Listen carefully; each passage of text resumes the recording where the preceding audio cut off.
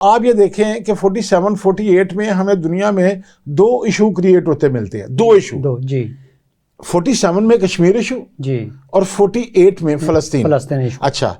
اب ان دونوں کا جو مرکزی ملزم ہے وہ ایک ہی ہے، جی اور وہ ہے برطانیہ۔ صحیح، بے شک، کشمیر ایشو جو ہے اس کے پیچھے بھی برطانیہ کھڑا ہے، جی اور فلسطین پہ جی فرسٹ ورلڈ وار سے لے کر جی 48 تک جو قبضہ تھا جی وہ برطانیہ کا تھا۔ برطانیہ کا۔ تو یہ دونوں ایشو جو ہیں یہ برطانیہ کے پیدا کردہ ہیں، جی اور برطانیہ اس وقت ایک سامراج تھا، ایک عالمی طاقت تھی، اور اس نے پھر ہٹلر کو اور اس نے جرمنی کو اور جاپان کو شکست دی تھی، جی ان کے شہروں پر ایٹم بم گرائے۔ جی برطانیہ کا وہ برطانیہ اتحادی تھا، امریکہ کا، یہ سب مل کے اس وقت کر رہے تھے۔ جی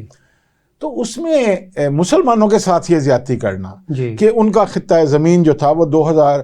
1913 سے لے کر 1948 تک جی ان کو مائیگریٹ کرواتے رہنا، جی اور بلکہ ہانکتے رہنا فلسطین کی طرف، جی تو یہ ان کی ایک نفسیات کا حصہ تھا جس کے ذریعے وہ پورے گلف کو کنٹرول کرنا چاہتے تھے، جی اور جس کی اب ہمیں جنگ ان کی اپنی تھی، لیکن انہوں نے مسلمانوں کو اور یہی اس انہوں نے لپیٹ میں لے لیا، اور یہی انہوں نے ہمارے سب کانٹیننٹ میں بھی یہی کیا جی کہ کشمیر ایشو کی وجہ سے پہلے انڈیا تقسیم ہوا، جی انڈیا تقسیم ہوا تو اس کے بعد کشمیر مسلمان ہندوستان میں رہ گئے، جی اس کے بعد پاکستان میں آ گئے، جی پھر بنگلہ دیش بنایا تو بنگلہ دیش میں رہ گئے مسلمان، ایک خطہ جو ہے وہ کشمیر میں رہ گیا، تو اس خطے کا جو مسلمان تھا وہ بھی تقسیم ہو گیا۔ تقسیم، اسی طرح فلسطین میں ہوا۔